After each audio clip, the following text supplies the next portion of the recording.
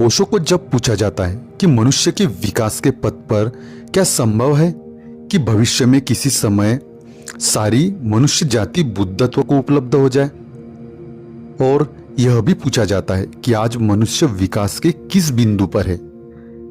यही प्रश्न मेरे भी मन में बार बार उठता रहा है। क्या ऐसा हो सकता है कि संपूर्ण मानव जाति बुद्धत्व को, एनलाइटमेंट को, आत्मज्ञान को उपलब्ध हो जाए? और यदि ऐसा हो जाए तो फिर क्या होगा? आप में से भी कई लोगों के मन में जो अध्यात्म के मार्ग पर अग्रसर है, यह प्रश्न अवश्य आया होगा। लेकिन इसका उत्तर जानने से पहले यह समझना अत्यंत आवश्यक है कि बुद्धत्व क्या है, बुद्धत्व क्यों आवश्यक है और बुद्धत्व की प्राप्ति कैसे संभव है। अपने पहले एपिसोड में हमने इसी विषय पर चर्चा की है। अब इस प्रकरण में, जो इस पुस्तक के प्रथम प्रवचन अंतस्क्रांति पर आधारित है, इसमें हम इस विषय पर गहराई से चर्चा करेंगे। आगे की यात्रा पर जाने से पहले मैं चाहता हूं कि आप यह तथ्य जान ले कि यह उन सभी प्रवचनों में से सबसे महान प्रवचन है जो मैंने अभी तक सुने हैं। इस प्रवचन में आपको अध्यात्म का वास्तविक सार मिलेगा और यह सत्य को बहुत करीब से छूता है। तो आइए हम इस पर चलते हैं और एक महान आध्यात्मिक गुरु ओशो द्वारा इस प्रवचन में कही गई बातों को, इसके सार को खोए बिना संक्षेप में प्रस्तुत करने का प्रयास करते हैं।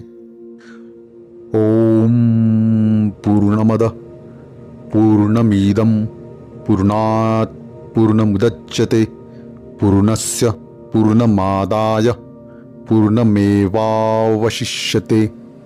ओम शांति शांति शांति ही। यह इस श्रृंखला का सबसे महत्वपूर्ण प्रवचन है और हमारी इस आध्यात्मिक यात्रा का आधार है। बस प्रवाह के साथ चले, आगे न बढ़े या छलांग न लगाए, अन्यथा आप सार को खो दोगे। बल्कि मैं कहता हूं कि यह आपने जीवन का सबसे बड़ा नुकसान है अगर आप इस अवसर को खो देंगे तो। जैसा कि मैंने पहले भी कहा है कि ओशो को जब पूछा जाता है कि मनुष्य के विकास के पथ पर क्या संभव है कि भविष्य में किसी समय सारी की सारी मनुष्य जाति बुद्धत्व को, एनलाइटनमेंट को उपलब्ध हो जाए, और आज का मनुष्य विकास के किस बिंदु पर है, इसे और आसान भाषा में कहे तो क्या कोई ऐसी संभावना है जब समस्त मानवता आत्मज्ञान प्राप्त कर सके? और अब समस्त मानवता चेतना के संदर्भ में, in relation to the consciousness, in respective of consciousness, विकास के या इवोल्यूशन के किस बिंदु पर है? इस प्रश्न का उत्तर देते हुए ओशो इवोल्यूशन के दो प्रकारों की चर्चा करते हैं, जिसमें पहला है अचेतन विकास या अनकॉन्शियस इवोल्यूशन और दूसरा है सचेतन विकास यानी कॉन्शियस इवोल्यूशन। ओशो कहते हैं कि मनुष्य के साथ जो अचेतन विकास की प्राकृतिक यात्रा थी वह समाप्त हो चुकी है।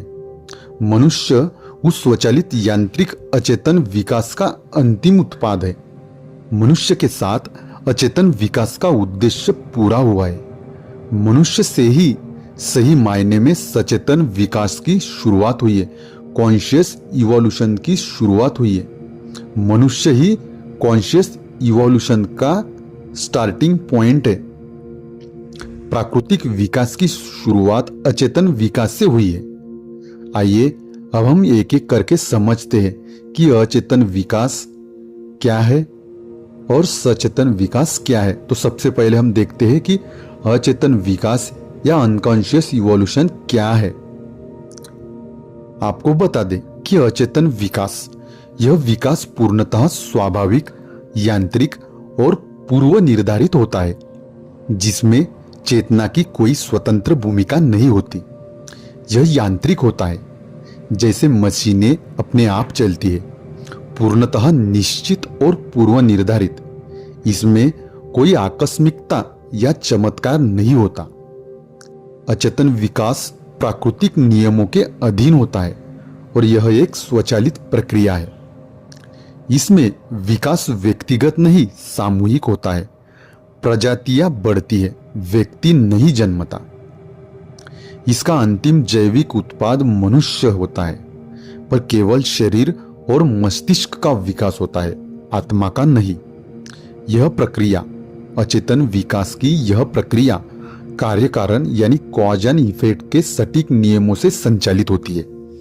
इसमें अनिश्चितता का कोई स्थान नहीं, सब कुछ नियत रूप से घटित होता है। यद्यपि चेतना का कुछ अंश विकासशील होता है, पर चेतना पूर्णतः प्रकट नहीं होती। कोई निजता या इंडिविजुअल यूनिकनेस नहीं होती है, बस जैविक संरचना होती है। इसमें व्यक्ति नहीं होता, केवल प्रजातियां या स्पेसीज आइडेंटिटी होती है। अचेतन विकास में कोई चुनाव या चॉइस नहीं होती, चुनाव की स्वतंत्रता नहीं होती, न भीतर से चुनने वाला होता है, न विकल्प का अनुभव होता है। इसलिए इसमें कोई चिंता या बोझ नहीं होता, क्योंकि हर चुनाव या चॉइस के साथ उसके परिणाम की चिंता आती है, उसके परिणाम का बोझ आता है। इसके विपरीत यदि हम देखें तो सचेतन विकास तब प्रारंभ होता है जब मनुष्य के साथ चेतना अस्तित्व में आती है। सचेतन विकास के साथ कोई स्वचालित प्रक्रिया नहीं रह जाती। मनुष्य के साथ चेतना अस्तित्व में प्रवेश करती है। चेतना के साथ ही अनिश्चितता का जन्म होता है। अब मनुष्य स्वयं प्रकृति का अतिक्रमण कर सकता है। मनुष्य को यह स्वतंत्रता होती है कि वह विकसित होना चाहता है या नहीं। सचेतन विकास निजी होता है, इंडिविजुअल होता है, वैयक्तिक होता है। अब समूह का नहीं, व्यक्ति का विषय होता है। अब विकास निश्चित नहीं होता, हो भी सकता है विकास और नहीं भी हो सकता। अब हर चुनाव व्यक्ति पर निर्भर होता है, कोई दूसरा तय नहीं कर सकता।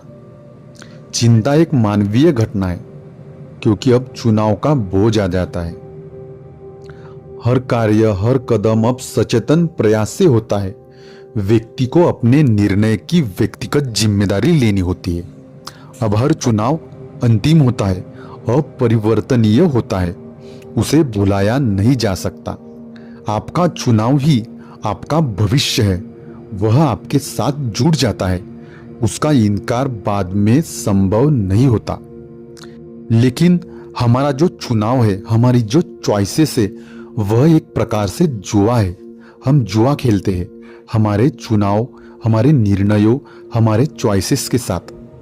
हमारा चुनाव अक्सर अनभिज्ञता में या बेहोशी में या अज्ञान में होता है, क्योंकि परिणाम तय नहीं है। ऐसी अनगिनत संभावना है जो घटित हो सकती है, वह संभावना ही संभावना है। ओशो आगे कहते हैं कि अचेतन विकास का पुराना ढांचा अब समाप्त हो चुका है, उसमें लौटना अब संभव नहीं है। तुम उसमें ठहर भी नहीं सकते, अस्तित्व स्वयं विद्रोह कर देगा। अब मनुष्य चेतन हो चुका है, उसे चेतन ही रहना होगा। अब उसके सामने और कोई मार्ग नहीं है। आगे ओशो जी के शिष्य ने पूछा कि क्या सामूहिक विकास संभव है? क्या सामूहिक विकास से प्रत्येक व्यक्ति बुद्धत्व या एनलाइटनमेंट को प्राप्त कर सकता है? इस पर ओशो कहते हैं कि यह संभव नहीं है। व्यक्तिगत प्रयास के बिना प्राप्त किया गया बुद्धत्व अर्थहीन होता है। ऐसा बुद्धत्व न तुम्हारे प्रयत्न की देन होती है, न तुम्हारी यात्रा की। वह ठीक वैसी ही है जैसे किसी को हाथ पैर जन्म से ही मिले हो। वे उपयोगी तो है, पर उनकी कोई व्यक्तिगत उपलब्धि नहीं है। इसलिए उन हाथ और पैरों की ना कोई कदर होती है, ना उनसे कोई प्रेम होता है, क्योंकि वह आपको फ्री में मिला हुआ है। यदि तुम बुद्ध होकर जन्म ले लो तो भी यह गौण है, क्योंकि बिना प्रयास के प्राप्ति अर्थहीन हो जाती है। इसलिए सचेतन प्रयास अनिवार्य है। उपलब्धि से अधिक महत्वपूर्ण यह है कि आप प्रयत्न करो जो तुमने उसकी दिशा में किया। प्रयत्न अर्थ देता है और संघर्ष उस उपलब्धि को पहचान देता है। बुद्धत्व केवल तुम्हारे अपने व्यक्तिगत प्रयासों द्वारा ही संभव है। यह संघर्ष ही तुम्हें उस क्षमता से भर देता है कि तुम उस कृपा को पहचान सको, ग्रहण कर सको, अनुभव कर सको और उसे आत्मसात कर सको। इससे आगे बढ़कर ओशो कहते हैं कि सचेतन विकास को यदि तुमने नहीं चुना तो जीवन तनावपूर्ण हो जाता है। न कोई दिशा होती है, न कोई गंतव्य होता है। आज का मनुष्य ठीक ऐसी ही हालत में है। न जानता है कि कहाँ जाना है, न जानता है कि क्या पाना है। बिना सचेतन प्रयास अब कुछ भी संभव नहीं है। अब अतीत की अचेतन अवस्था में लौटना असंभव है। वापसी का पुल टूट चुका है। इसलिए मनुष्य को विकास का सचेतन चयन करना ही होगा और ऐसा करने के लिए मनुष्य बाध्य है। विकास का सचेतन चयन मनुष्य का महानतम साहस है। ओशो कहते हैं कि यह पथ कठिन है, इसमें त्रुटियां भी होगी, असफलताएं भी होगी, कुछ भी निश्चित नहीं। मस्तिष्क में तनाव रहेगा। तुम न जानोगे कि तुम कहाँ हो, न यह कि तुम कहाँ जा रहे हो। तुम्हारी पुरानी पहचान भी छूट जाएगी। यहाँ तक कि आप में आत्महत्या का भाव भी आ सकता है। ओशो कहते हैं, पर याद रखो, आत्महत्या एक मानवीय घटना है। यह पशुओं में संभव नहीं है क्योंकि उनका जीवन अचेतन है। उनका जन्म भी अचेतन है, मृत्यु भी अचेतन है। बीच में न कोई चुनाव है, न कोई असमंजस है। परंतु मनुष्य जो विकसित नहीं हुआ है, उसके पास भी मृत्यु को चुनने की क्षमता होती है। तुम्हारा जन्म तुम्हारे चयन से नहीं हुआ। यह अचेतन विकास की देन है। यह कोई मानवीय घटना नहीं, यह पशुत्व का ही विस्तार है। मानवता का आरंभ तभी होता है जब तुम चयन करते हो। मृत्यु का चयन भी तभी महत्वपूर्ण होता है। आत्महत्या एक निर्णयात्मक और मानवीय कृत्य है। यदि तुमने सचेतन विकास को नहीं चुना तो तुमने धीरे धीरे आत्महत्या को ही चुन लिया। यह सक्रिय रूप से नहीं, पर एक लंबी धीरे धीरे घटने वाली प्रक्रिया के रूप में आपने आत्महत्या को चुना है। तुम मृत्यु की प्रतीक्षा करते हुए जीते हो, घसीटते हो। याद रखो, अपने विकास के लिए केवल आप ही जिम्मेदार हो और कोई उत्तरदायी नहीं हो सकता और उत्तरदायी नहीं है। आपको इस जिम्मेदारी को पूर्ण जागरूकता के साथ स्वीकार करना चाहिए। इस संपूर्ण उत्तरदायित्व की स्वीकृति ही तुम्हें शक्ति देती है। तुम सदैव विकास और वृद्धि के मार्ग पर हो, पर हम इसे दूसरों के हवाले कर देते हैं, चाहे ईश्वर के, चाहे गुरु के, समाज के, आदि आदि के, ताकि हम किसी व्यक्ति या चीज पर दोष लगा सके और उस जिम्मेदारी से बचने की कोशिश कर सके। और अगर ऐसा न हो पाए तो हम खुद को अचेतन कर देते हैं, नशे के माध्यम से, विकर्षणों के माध्यम से। पर यह उत्तरदायित्व से भागने की बचकानी कोशिश है। यह समस्या को अस्थायी तौर पे तो टाल सकता है, लेकिन सुलझा नहीं सकता। समस्या वही रहती है, अगले जन्म में भी वही दोहराई जाएगी। इसलिए पूर्ण उत्तरदायित्व की संपूर्ण अनुभूति और उसकी पूर्ण स्वीकृति ही विकास का महान अवसर है। अचेतन होकर भी तुम उत्तरदायित्व से नहीं भाग सकते। यह संघर्ष कुछ नया को जन्म देता है। आपको होना चाहिए बोधपूर्ण और इसे गहराई से जानना चाहिए कि सब कुछ केवल मुझ पर निर्भर है। कोई नहीं सुनेगा तुम्हारे बहाने, कोई नहीं आएगा तुम्हें बचाने। तुम और केवल तुम उत्तरदायी हो। तुम्हारे चारों ओर जो कुछ भी घट रहा है वह तुम्हारे ही चुनावों का परिणाम है, जिसका उत्तरदायित्व केवल तुम्हारा है। अब चेतना उस स्तर पर पहुंच गई है कि तुम्हें यह जान लेना चाहिए कि तुम एकाकी हो, कोई दूसरा नहीं है। केवल इस एकाकीपन में ही संबोधि की अनुभूति संभव है। एकाकीपन से भागोगे तो तुम्हें अकेलापन अनुभव होगा। भीड़ और नशे सिर्फ भूलने के साधन हैं। आइए अभी हम देखते हैं कि ओशो पूर्ण एकाकीपन पर क्या कहते हैं। पूर्ण एकाकीपन, टोटल सॉलिट्यूड। जिस क्षण को तुम पूरी तरह इस बात को स्वीकार करते हो, वही अहंकार का विसर्जन हो जाता है। सिर्फ एक सचेतन विचारपूर्ण क्रिया आत्महत्या से भी अधिक क्रांतिकारी हो सकती है। मैं गल जाता है, एक विस्फोट घटता है, तुम अनंत में समाहित हो जाते हो। यही से चमत्कार घटते हैं। अहंकार एकाकीपन में टिक नहीं सकता, पर वह आत्महत्या में सुरक्षित रहता है। अहंकारी व्यक्ति आत्महत्या की ओर आकर्षित होता है, क्योंकि वहां भी वह अहम रूपी मैं बना रहता है। आत्महत्या दुख से उपजती है, संबंधों से जुड़ी होती है, कभी भी एकाकीपन से नहीं। आत्महत्या में अहम नष्ट नहीं होता, बल्कि वह और मजबूत हो जाता है, अगले जन्म में और अधिक शक्ति से लौटता है। इसलिए यदि मनुष्य है तो चिंता है। मनुष्य द्वंद्वों में उलझा रहता है, यह करूं या ना करूं, यह होना चाहिए या नहीं होना चाहिए, क्या यह सही है या गलत है।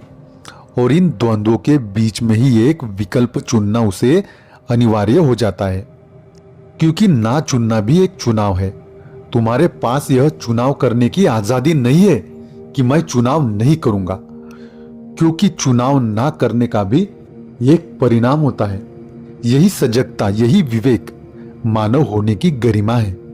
लेकिन इसी के साथ आता है एक भार, उत्तरदायित्व का, रिस्पॉन्सिबिलिटी का, स्वनिर्णय का। ओशो आगे कहते हैं, मनुष्य 2 चरणों में जीता है। पहला है चुनाव करना, और उसके बाद है उस चुनाव की सजगता से अपनी निजता को विकसित करना। तुम विकसित हो सकते हो, लेकिन तुम्हारा विकास केवल तुम्हारे प्रयासों पर निर्भर है। तुम बुद्धत्व तक, एनलाइटनमेंट तक पहुंच सकते हो, यह हो सकता है, यह न भी हो, लेकिन संभावना पूरी तरह तुम्हारे हाथ में है। इस प्रकार से 2 प्रकार के विकास या इवोल्यूशन होते हैं। सामूहिक विकास, जिसको कि अचेतन विकास भी कह सकते हैं, और व्यक्तिगत विकास, जिसको सजग विकास कह सकते हैं। मनुष्य ही एकमात्र प्राणी है जिसमें क्रांति संभव है। और क्रांति का अर्थ क्या है? विकास की ओर किया गया एक निजी और सजग प्रयास। मैं एक बार और दोहराता हूं कि क्रांति का अर्थ है विकास की ओर किया गया एक निजी सजग प्रयास। यही है व्यक्तिगत उत्तरदायित्व की पराकाष्ठा। लेकिन मनुष्य इससे बचता है। मनुष्य अक्सर चुनाव की स्वतंत्रता से भागता है, क्योंकि स्वतंत्रता बहुत भयभीत करती है। गुलामी आरामदेह होती है, क्योंकि वहां कोई उत्तरदायित्व नहीं होता। दूसरे तुम्हारे लिए जिम्मेदार होते हैं, वहां चिंतन नहीं करना पड़ता, निर्णय नहीं लेना पड़ता। कोई और हमारे लिए निर्णय ले रहा है, और इसमें कोई व्यक्तिगत जिम्मेदारी नहीं होती, बल्कि सामूहिक जिम्मेदारी होती है। और आमतौर पर हम जानते हैं कि हर किसी की जिम्मेदारी किसी की जिम्मेदारी नहीं होती। Everyone's responsibility is no one's responsibility. इसीलिए हम अक्सर गुलामी को ही स्वतंत्रता मान लेते हैं, लेकिन यह स्वतंत्रता नकली है, असली स्वतंत्रता नहीं है यह। क्योंकि उस गुलामी में आपका कोई सजग चुनाव नहीं होता, आपका कोई कॉन्शियस डिसीजन या कॉन्शियस चॉइस नहीं होती। तो असली स्वतंत्रता क्या है? इसका उत्तर देते हुए ओशो कहते हैं कि स्वतंत्रता का अर्थ है अपने निर्णय स्वयं लेना। तुम किसी भी कार्य के लिए बाध्य नहीं हो। तुम्हारे सामने अनेकों विकल्प हो सकते हैं। इन विकल्पों के कारण मन का संघर्ष शुरू होता है। इसीलिए हम ऐसे विकल्पों की ओर भागते हैं जहां व्यक्तिगत स्वतंत्रता नहीं हो और ना ही हो उत्तरदायित्व, क्योंकि तब गलती हो भी जाए तो दोष किसी और पर डालना आसान हो जाता है, और इस तरह मनुष्य बस एक सामूहिक संरचना का हिस्सा बन जाता है। और यही है मानव विकास की संभावना से इनकार करना। पूर्ण रूपांतरण, जो कि संपूर्ण क्रांति है, उससे पीछे हट जाना है यह। इसके कारण परम को पाने की संभावना नष्ट हो जाती है। मनुष्य फिर से पशु के समान हो जाता है।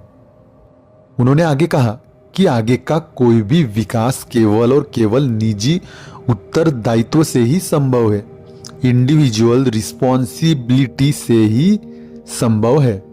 तुम अकेले जिम्मेदार हो, इसे पूरी तरह से स्वीकार करना। यही पूर्ण उत्तरदायित्व है और यही सबसे बड़ा आशीर्वाद भी है, क्योंकि यही व्यक्तिगत स्वतंत्रता संघर्ष को जन्म देती है और यह संघर्ष अंततः हमें चुनाव रहित बोध की ओर ले जाता है, यानी चॉइसलेस अवेयरनेस की ओर ले जाता है। उन्होंने कहा कि आपको यह याद रखना चाहिए कि एकांत में अहंकार घुल जाता है, डिसॉल्व हो जाता है, क्योंकि अहंकार को हमेशा किसी से जुड़ाव चाहिए, चाहे कोई व्यक्ति, कोई वस्तु, कोई विचार या कोई पहचान। लेकिन एकांत में जुड़ने के लिए कोई होता ही नहीं, इसलिए वहां अहंकार टिक नहीं सकता। इसीलिए आवश्यक है कि तुम पूरी तैयारी और पूर्ण स्वीकृति के साथ एकाकी हो सको। एकाकीपन को जैसा वह है वैसा ही पूर्ण रूप से स्वीकार कर लो। यही एक महान अवसर बन सकता है। तुम स्वयं एक बीज हो जिसमें अनंत संभावनाएं छिपी है, पर पौधा बनने के लिए बीज का नष्ट होना, बीज का टूटना आवश्यक है। अहंकार स्वयं एक बीज है और दिव्यता के लिए उसे गलना पड़ेगा। दिव्यता न मैं है न तू, वह केवल एक है और उस एकत्व की ओर यात्रा केवल और केवल एकांत के माध्यम से ही संभव है। लेकिन हम अक्सर झूठे विकल्पों के सहारे एकात्मता की झूठी अनुभूति बना लेते हैं, जैसे धर्म, जाति, भाषा, देश। परंतु सच्ची एकात्मता केवल पूर्ण एकांत से ही आती है। एकात्मता केवल पूर्ण एकांत द्वारा ही प्राप्त हो सकती है। Oneness can be attend only through complete solitude. भीड़ चाहे जितनी भी एकजुट दिखे बाहरी तौर पे, वह एकात्मता नहीं है, क्योंकि वहां अन्य के विरुद्ध एकता होती है और वह विरोधात्मक एकता होती है। यह हमेशा व्यक्ति या वस्तु के संबंध में सापेक्ष होता है, रिलेटिव होता है। भीड़ में रहकर व्यक्ति उत्तरदायी नहीं हो सकता, क्योंकि वहां कोई निजी चेतना नहीं होती, सिर्फ सामूहिक चेतना होती है। भीड़ में व्यक्ति का पतन होता है, वह पशुतुल्य बन जाता है। भीड़ एकात्मता का एक झूठा विकल्प है। एकात्मता के लिए कपोल कल्पनाएं मत गढ़ो। एकात्मता अहंकार विहीनता और पूर्ण एकाकीपन से ही जन्म लेती है। जब तुम पूर्ण एकाकीपन में होते हो तो वहां तुम नहीं रहते, वही क्षण विस्फोट का होता है। उसमें तुम अनंत में विस्फोटित हो सकते हो और केवल यही है सच्चा विकास, यही है क्रांति, क्योंकि यह अचेतन नहीं, यह पूर्णतः सचेत है, कॉन्शियस है।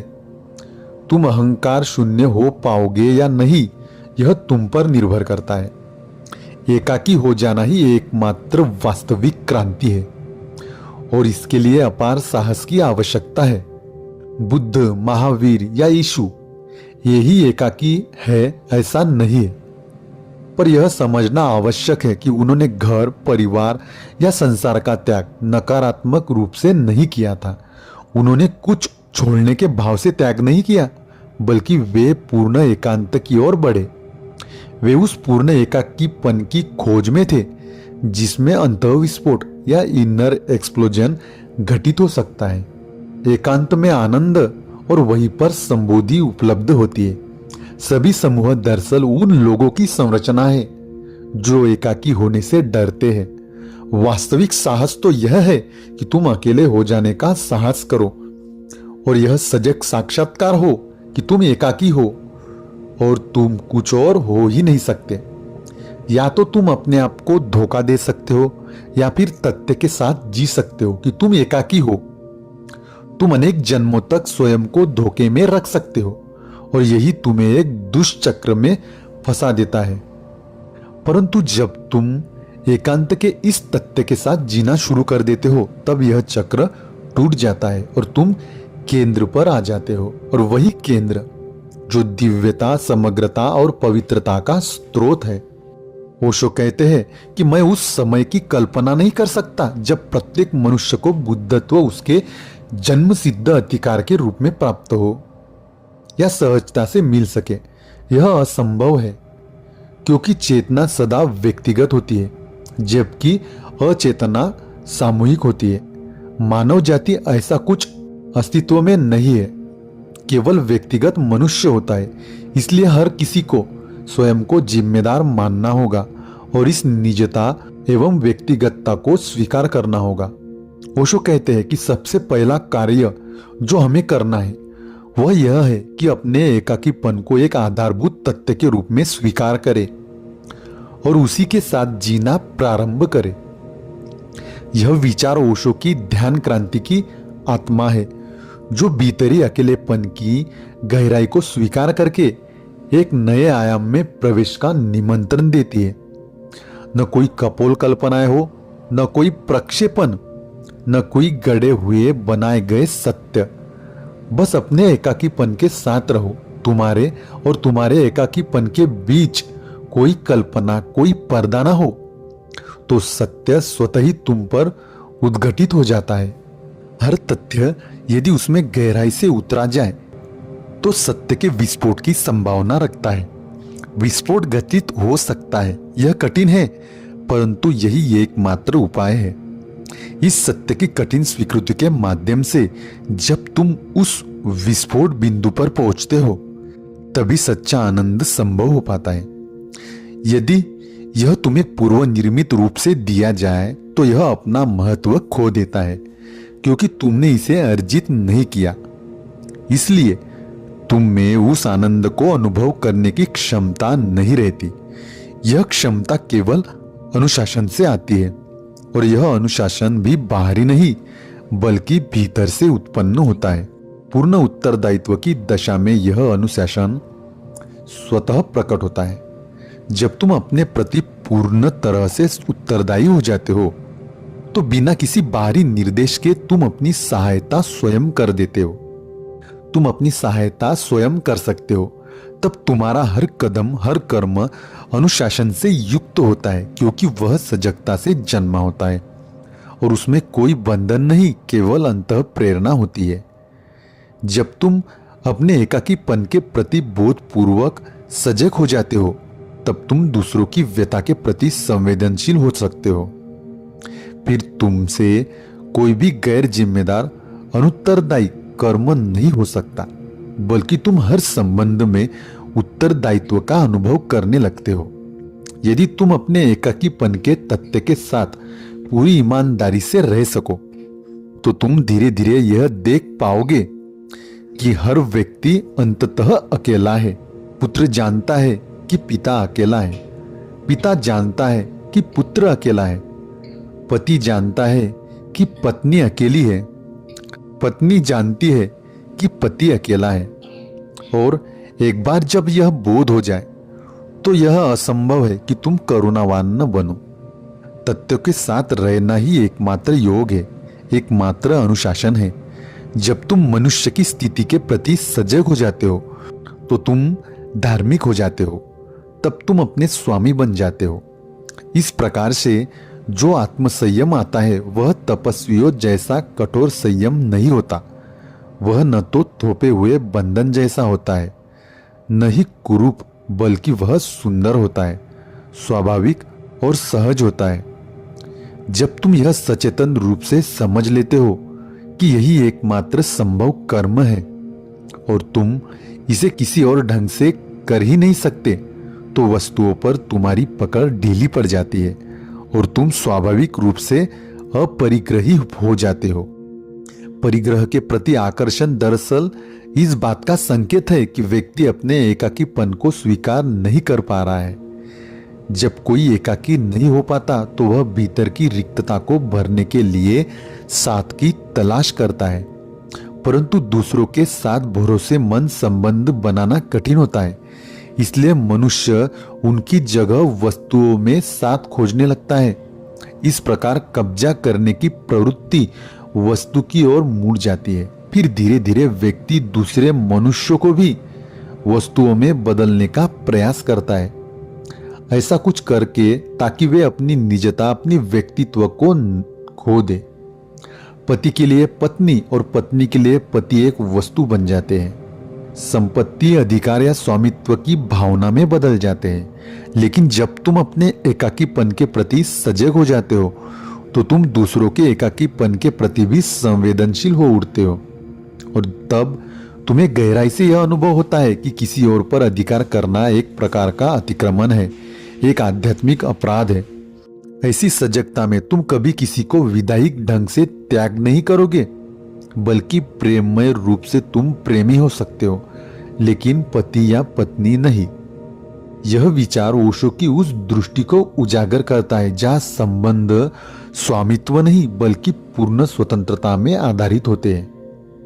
अपरिग्रह, करुणा, आत्मसंयम और अंततः निर्दोषता को जन्म देता है। यदि जीवन के तत्वों से इनकार करते हो तो वह निर्दोषता नहीं बल्कि एक प्रकार की चालाकी है जो स्वयं से और दूसरों से धोखा है।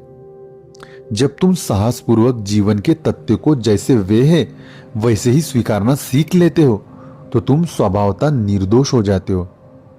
यह निर्दोषता कोई ऐसी चीज नहीं है जो विकसित होती है, बल्कि यह तो तुम्हारे अस्तित्व का मूल स्वरूप है। तुम स्वयं में ही निर्दोष हो।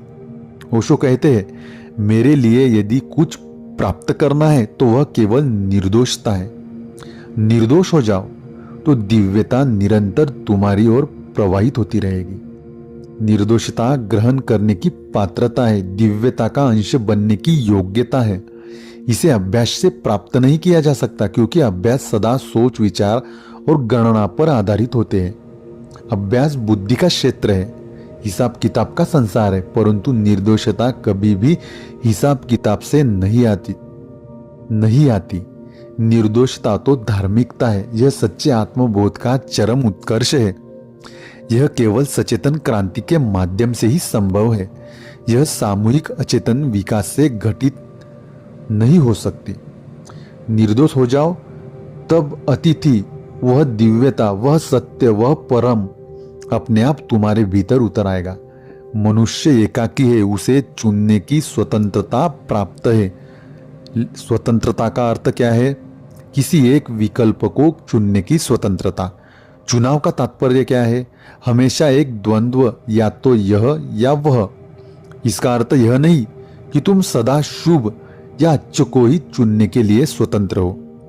यदि तुम केवल शुभ को ही चुनो तो वहां कोई स्वतंत्रता नहीं होगी, वह तो एक पूर्व निर्धारित बाध्यता बन जाएगी। गलत चुनाव से स्वतंत्रता अभिशाप में बदल जाती है, सही चुनाव से स्वतंत्रता आशीष में बदल जाती है। यह केवल आप पर निर्भर करता है कि आप अपनी स्वतंत्रता को अभिशाप या आशीष में बदल देते हैं। यह केवल आप पर निर्भर करता है कि आप अपनी स्वतंत्रता को अभिशाप या आशीष में बदल पाते हैं या नहीं। चुनाव करना पूर्णतः तुम्हारा ही उत्तरदायित्व है, तुम्हारी ही रिस्पॉन्सिबिलिटी है। अंत में ओशो कहते हैं, अगर तुम तैयार हो तो तुम्हारे भीतर एक नए आयाम का आरंभ हो सकता है, क्रांति का आयाम।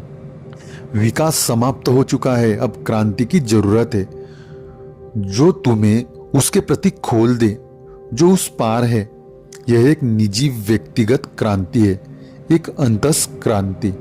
दोस्तों, यह था जो ओशो का बुद्धत्व का मनोविज्ञान का जो प्रथम प्रवचन है, अंतस क्रांति, उसका संक्षेप में सारांश।